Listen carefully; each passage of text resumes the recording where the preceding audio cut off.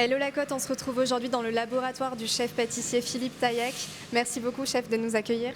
Merci de venir nous voir, merci beaucoup. Avec plaisir. Alors, est-ce que vous pouvez présenter dans un premier temps votre marque Philippe Taillac? Oui, bien sûr. Alors moi, ça fait 10 ans que j'étais chef pâtissier principalement sur les îles, Bora Bora, Saint-Barth, un petit peu Courchevel, là il faisait un peu froid. Mais c'était vraiment des gros palaces où j'étais chef et j'ai voulu rentrer à Nice, donc sur la Côte d'Azur pour lancer ma première pâtisserie. Donc il y a eu Nice en 2021, on a fait Cap 3000 en 2022, on a fait Cannes en 2024 et il y a une quatrième à Monaco qui va arriver prochainement aussi. Et puis là, on se retourne au laboratoire qui distribue un peu sur les autres points de vente. Et si ça vous dit, je vous montre une petite technique qu'on fait pour les tartes citron. Avec plaisir, une interview en totale immersion, c'est parfait. Du coup, là, on a fait une meringue. Ok. On a fait une meringue pour pocher sur les tartes au citron. Et pour vérifier si la meringue est bien, en fait, on va plonger le fouet dedans. Et si ça sort comme un bec d'oiseau, c'est qu'elle est bonne. Donc là, on n'est pas trop mal. Oui, ça va. A priori, c'est pas mal. Donc maintenant, on va la mettre dans la poche et on va pocher ça sur le tourne-disque à vinyle. D'accord. Et du coup, on va parler un peu plus de vous. Bien sûr, avec plaisir. D'où cette passion pour la pâtisserie vous est venue? Depuis petit, moi, j'ai toujours aimé faire avec ma maman les flancs caramel, des crêpes, des gâteaux yaourt, des choses vraiment simples qu'on peut faire à la maison.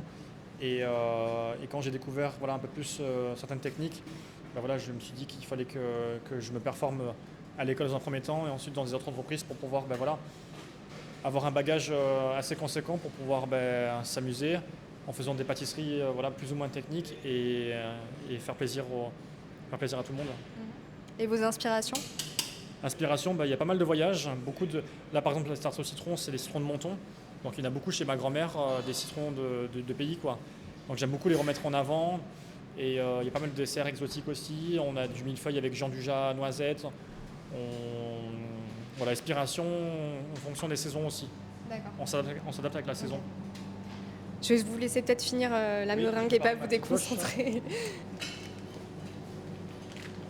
C'est vraiment super qu'on puisse voir. Les petits secrets en direct. Ouais, c'est ça. Parce qu'on sait que vous les montrez aussi beaucoup en vidéo sur votre compte. On partage beaucoup parce Ouais. que c'est du partage, c'est du plaisir, c'est du partage. Il y a quelques secrets qu'on essaie de garder un petit peu aussi parce Évidemment. que sinon c'est comme les magiciens, s'ils montrent tout, il n'y a plus le waouh quoi. Bien sûr. Mais on essaie de partager au maximum sur les réseaux. Nous ça nous fait plaisir et si ça fait plaisir à tout le monde, tant mieux. Et vous êtes sur la Côte d'Azur, c'est vrai que vous êtes un des noms vraiment montants de la pâtisserie et même de référence sur la Côte d'Azur. Qu'est-ce que ça vous fait d'avoir pris ce statut-là en tout cas? Ça fait toujours plaisir, ça fait plaisir bien sûr. Il y a toujours des gens qui veulent faire des photos, des gens qui nous envoient beaucoup de messages, qui nous arrêtent dans la rue, un peu n'importe où, donc ça fait plaisir. Je ne pensais pas avoir tout ça un jour, mais nous ce qu'on fait c'est vraiment de la pâtisserie et si les gens sont contents avec ce que nous on fait, honnêtement moi j'en suis très content aussi. Et vous nous avez dit que vous avez évidemment beaucoup travaillé pour en arriver là. Oui. Par où en êtes-vous passé, clairement? Par toutes les étapes, moi je suis parti de rien, j'ai travaillé très dur pour monter mon niveau et j'ai beaucoup mis d'exigences envers moi-même, mes équipes qui m'entourent, j'essaie de les faire monter pour qu'eux progressent. Si eux progressent, moi je progresse aussi et je peux avancer aussi. Mais c'est beaucoup d'investissement, beaucoup d'entraînement. C'est comme dans le sport de haut niveau, quand on veut jouer la Ligue des Champions, faut s'entraîner avant l'entraînement, après l'entraînement et il faut rien lâcher. Il y a beaucoup de sacrifices à faire. C'est du sacrifice tous les jours. Bon, maintenant on va admirer ce Là, je vais vous pochage. montrer comment on fait la tarte au D'accord. citron chez nous.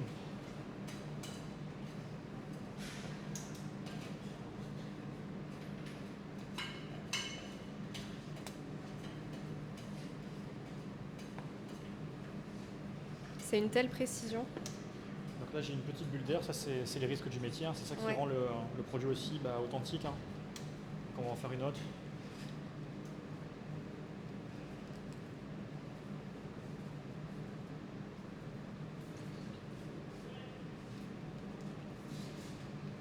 Celle-ci, elle est parfaite. Elle est un peu mieux. Vous êtes dur avec vous-même? Je suis très dur avec Ah moi-même. ouais. C'est beaucoup d'exigences. Si je mets très peu d'exigences envers moi-même, Bien sûr. malheureusement, c'est plus compliqué d'avancer. J'essaie toujours de faire du mieux que je peux en tout cas. Le perfectionnisme, c'est un point, Ah oui, un c'est point très essentiel. important. Ah oui, oui. C'est ce Très qui fait les important, grands chefs, les grands chefs, je sais pas, mais en tout cas, moi, c'est ce qui me permet d'avancer. bien sûr. Et justement, en parlant de tout ça, Oui.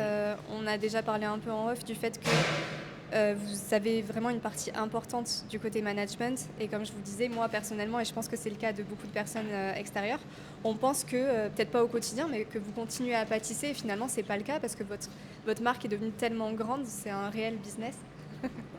Oui, effectivement, avec le chef du labo et les équipes, on fait les testings, on fait les essais, on calibre les recettes ensemble.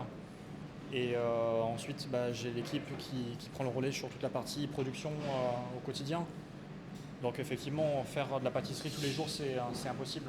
D'accord. Sinon, je me contenterai de une boutique et je ferai tout moi-même avec très peu de personnes, enfin très peu de personnes et moi-même. Mm. Mais pour avancer, voilà, j'ai besoin de donner des responsabilités à des personnes, faire confiance à mes équipes et avancer. Ça se permet voilà, de découvrir aussi de nouvelles passions. C'est vrai que tout à l'heure, on m'a demandé en off enfin, on parlait de passion, on parlait de tout ça. Bien sûr que la pâtisserie, c'est ma passion première, mais en deuxième, voilà, quand j'étais chef, je me suis découvert une passion pour le management. Et maintenant que je suis chef d'entreprise, voilà, je découvre aussi une nouvelle passion, l'entrepreneuriat qui regroupe beaucoup de choses de la vie qu'il faut mettre dans son entreprise. Et tout ça, c'est toujours lié avec la pâtisserie, bien sûr. Pour moi, c'est ça qui m'anime. Il faut que ça reste lié encore Bien sûr. avec la pâtisserie. Il y a eu un certain temps d'adaptation. Comment vous avez géré le fait que ça ait pris quand même autant d'ampleur de façon personnelle, parce que c'est avant tout c'est votre bébé, on en parlait ça aussi en off. C'est votre bébé et vous avez vous avez gravi les échelons évidemment. Mais passer justement de la cuisine à autant de gestion côté management, même si vous vous êtes découvert une nouvelle passion du coup, mais comment ça a été facile à gérer ou... Non, c'est pas facile. Ça n'a pas été facile, ça ne l'est pas aujourd'hui non plus et ça ne le sera jamais parce que je vais tout faire pour avancer très vite. J'essaie de m'entourer des meilleures personnes aussi pour m'accompagner. Et non, c'est pas facile du tout. J'en apprends tous les jours. Après, voilà, il y a beaucoup de choses qui est logique. Il y a des choses qu'on doit apprendre par cœur. Il y a beaucoup de choses où c'est logique si on fonctionne logiquement et qu'on analyse et qu'on répond le plus vite possible en fait à la problématique. Ça nous permet d'avancer très rapidement. C'est ça aussi peut-être qui nous permet d'exploser, d'avancer au rythme qu'on a depuis qu'on a ouvert. Ouais. Oui. Et on parlait tout à l'heure de l'ouverture de votre nouvelle boutique à Cannes. Oui. Si je ne me trompe pas, vous proposez un service aussi brunch, c'est ça?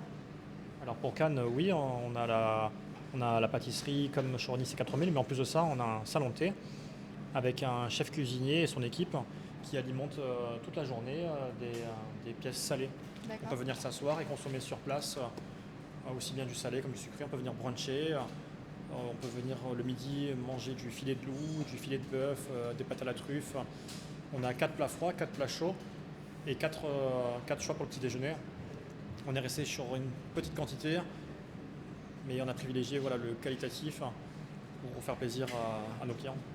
Et vous nous disiez aussi tout à l'heure que il faut évidemment pour vos clients les plus fidèles continuer de respecter ce que vous faites depuis le début et proposer encore vos best-sellers. Oui. Mais il y a quand même une volonté d'évoluer de votre part, d'où par exemple cette proposition de brunch dans la boutique de Cannes. Bien sûr, c'est vrai que il y a ce qu'on fait au quotidien où les habitués ils ont besoin de les retrouver régulièrement. Mais il y a aussi des nouveautés qui arrivent. C'est vrai qu'au mois de mai, on a ouvert Cannes et on a proposé une gamme salée. Là, on a encore une nouveauté qui arrive, c'est qu'on a des chocolatières qui travaillent en ce moment pour préparer tout ce qui est en chocolaterie. Et ça va arriver d'ici les semaines qui arrivent. On aura tous les bonbons, toutes les tablettes au chocolat avec des chocolats de pure origine, des pralinés, des bonbons vraiment à plusieurs parfums différents qui feront plaisir, j'espère, à tout le monde. Ouais. Et les clients, justement, ils accueillent comment toutes ces nouveautés? Dès qu'on partage sur les réseaux, c'est vrai que ça donne un effet assez waouh. Enfin, waouh, ça je sais pas, mais en tout cas, nous on essaye.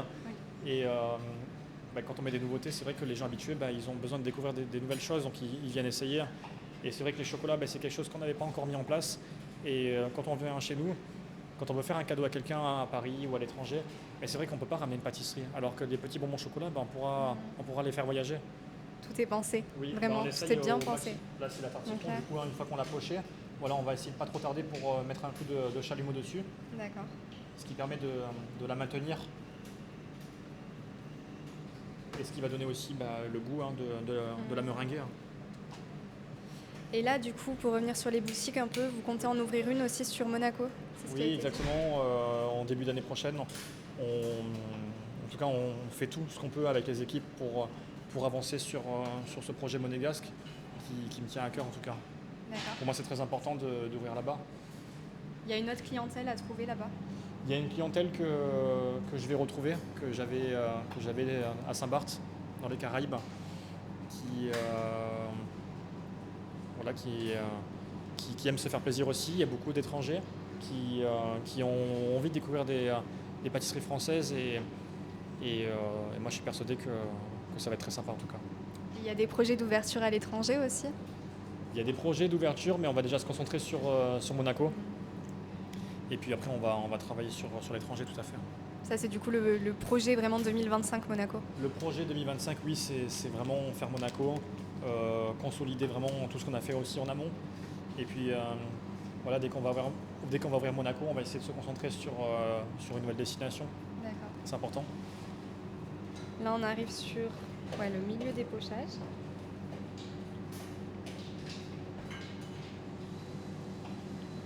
Je prends le temps vraiment d'admirer aussi parce que au-delà d'être de la pâtisserie, c'est de l'art quand même. C'est la pâtisserie qu'on fait en tout cas. Ouais. Je dirais jamais qu'elle est meilleure ou moins bien qu'un confrère. Jamais de la vie. Chaque pâtisserie est différente. C'est comme dans le salé, on peut très bien manger des super sushis, des super burgers, des super filets de bœuf. Enfin, tout est différent. Il en faut pour tous les goûts. Ouais. Donc on n'est pas meilleur ou moins bien. On se positionne peut-être différemment avec la pâtisserie qu'on propose. Mais après, il en faut pour tous les goûts. Bien sûr. Mais en tout cas, vous avez vraiment ce truc qui fait la différence et qui fait que les clients reviennent chez vous au final. Donc, c'est une belle victoire. Oui, c'est une victoire, bien sûr. Quand je vois les clients qui viennent régulièrement, moi, ça me fait énormément plaisir. Ça, c'est sûr. Après, voilà, on fait du mieux qu'on peut pour s'amuser avec les équipes. On essaie de s'améliorer chaque jour pour être meilleur. Et honnêtement, comme je disais tout à l'heure, si les clients sont contents, nous, on est contents. Et vous me disiez aussi tout à l'heure que vraiment, vous aviez cet amour maintenant pour le fait de gérer les équipes. Ça a été instinctif au final chez vous? C'est vrai que j'étais vite jeune chef pâtissier. À 24 ans, j'étais déjà chef pâtissier dans un grand palace dans les Caraïbes. C'était Eden Rock à Saint-Barth, où je devais forcément gérer des gens plus âgés que moi. Et si on m'a proposé ce poste, je pense que la direction a senti que j'avais les capacités pour manager les équipes. Et du coup, depuis 24 ans jusqu'à aujourd'hui, c'est vrai que ça me passionne beaucoup. Ça me passionne, j'essaie de trouver des techniques aussi tous les jours pour m'améliorer et manager, oui, j'aime beaucoup. Là, aujourd'hui, on a une 50aine de personnes dans la société. Ça va faire que grossir, donc cette facette-là de management est très très importante. Et vous direz que vous avez grandi aussi avec votre métier, de façon personnelle évidemment? Oui, ça m'a fait grandir énormément.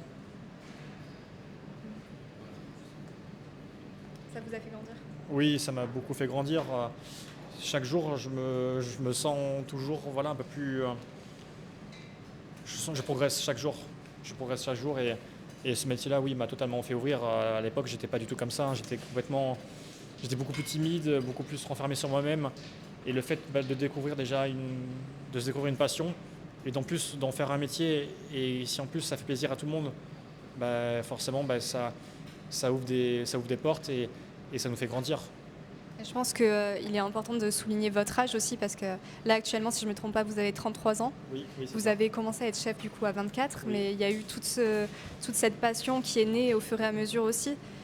C'est quand même important à souligner parce que de nos jours, les chefs qu'on voit, il y a les références évidemment qui sont un peu plus âgés.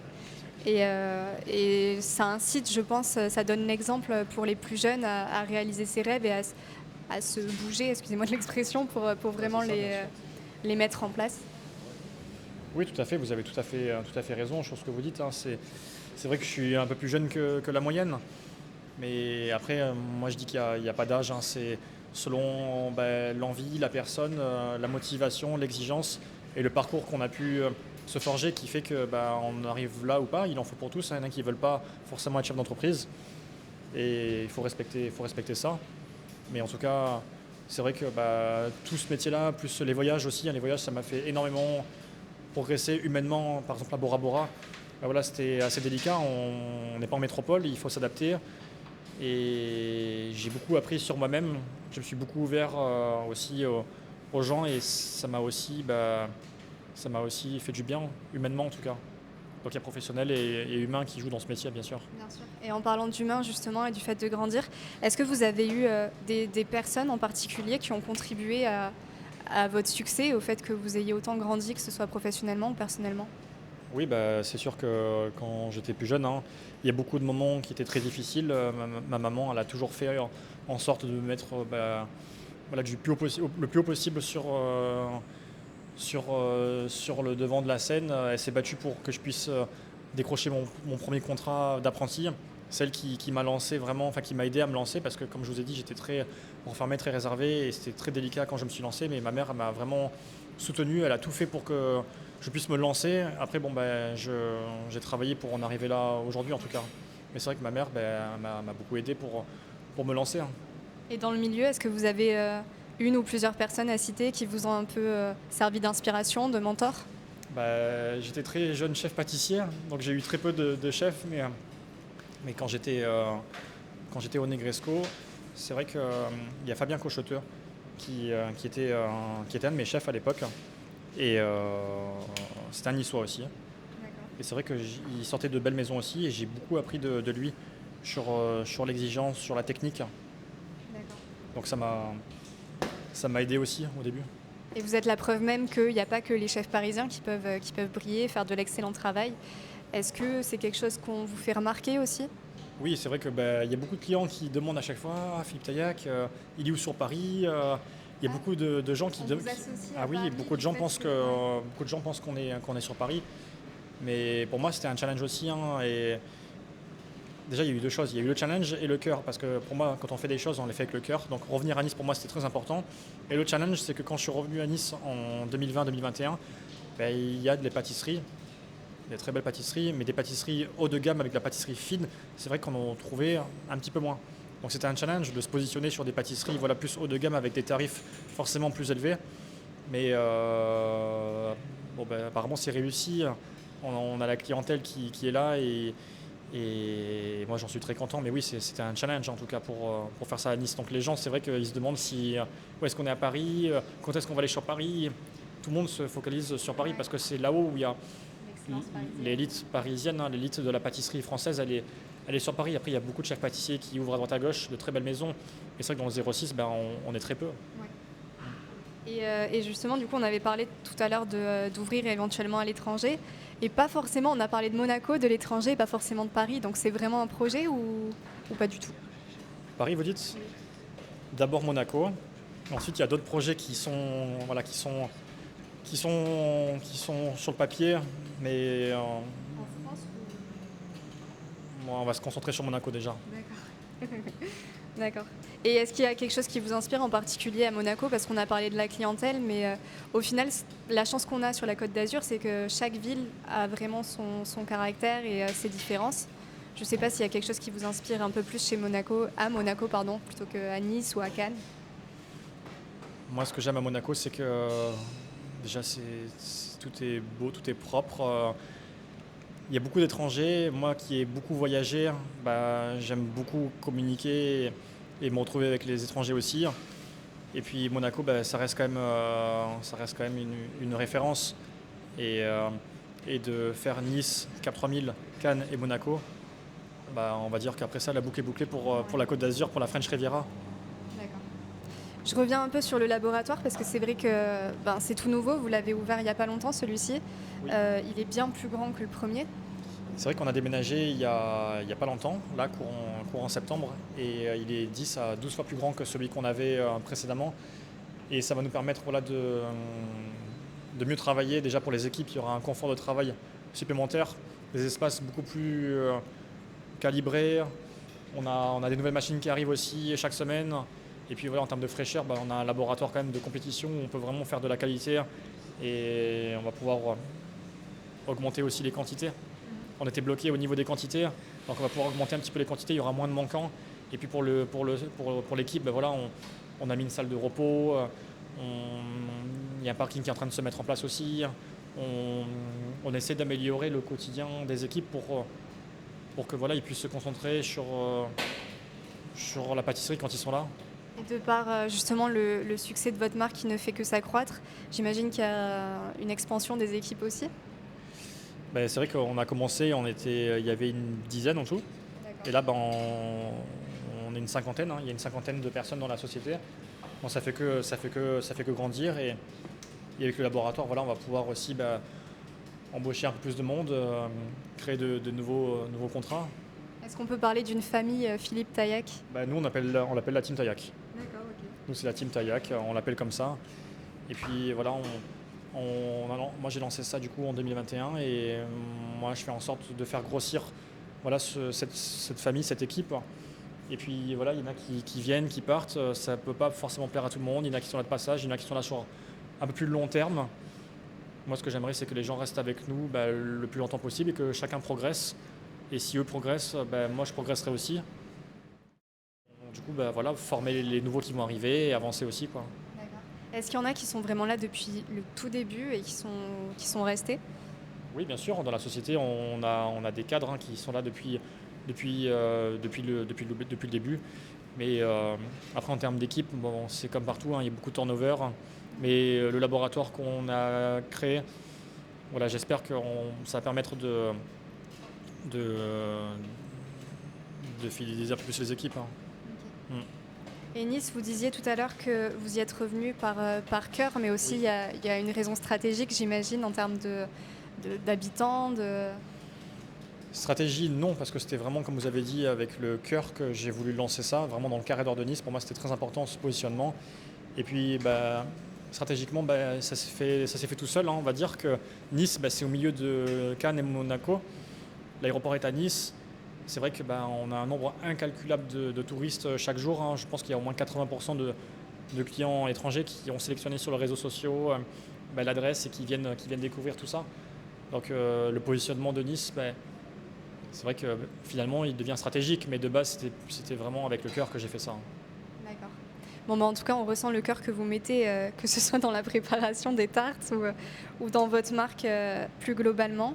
Je vous remercie beaucoup, chef, de nous avoir reçus au sein du laboratoire déjà, au sein de vraiment ce qui se passe au cœur de votre marque.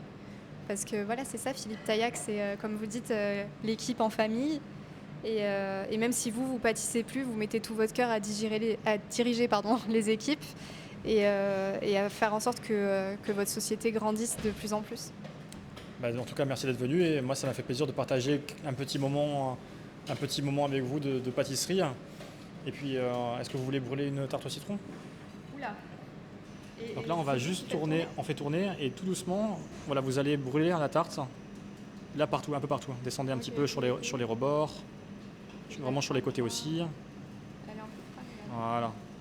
Là, ça suffit, non? Voilà, pas plus, hein, on va pas faire plus. Et on l'éteint.